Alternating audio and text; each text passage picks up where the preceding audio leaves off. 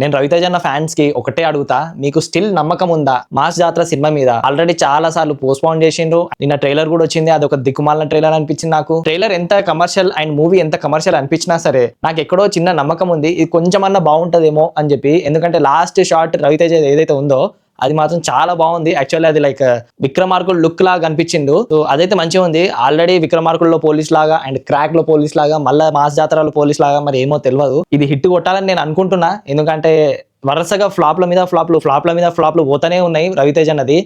ఏం చేస్తాడో అర్థమైతలేదు. శ్రీలీల అయితే అది నేను ఉన్నట్టు చెప్తా మీకు, శ్రీలీలకి రవితేజకి అస్సలు సెట్ అవ్వలేదు. ధమాకా మూవీలో అది కూడా సాంగ్స్ ఉండడం వల్ల గ్రేస్ బాగుంటది అని చెప్పి పెట్టిండ్రు, అక్కడ బాగుంది. కానీ దీంట్లో అయితే అస్సలు బాగాలేదు. మ్యూజిక్ డైరెక్టర్ భీమ్ సెసరెల్లియో ధమాకాలో అంత మంచి సాంగ్స్ ఇచ్చి మాస్ జాతరలో ఏంది ఇంత చెత్త సాంగ్స్ ఇచ్చిండు అనిపించింది నాకైతే. రవితేజకి మాస్ ఎలిమెంట్స్ దీంట్లో బాగానే గట్టిగా పడ్డాయి అని చెప్పి కనిపిస్తుంది ట్రైలర్ లో చూస్తున్నంత వరకు. కానీ స్టోరీ విషయంలో మాత్రం డిగ్రేడ్ అవుతుంది అనిపిస్తుంది నాకు. ఏమో మరి రవితేజ ఫ్యాన్స్ కే తెలియాలిగా ఇంకెన్ని రోజులు ఇట్లాంటి సినిమాలు తీస్తారు ఏందనేది.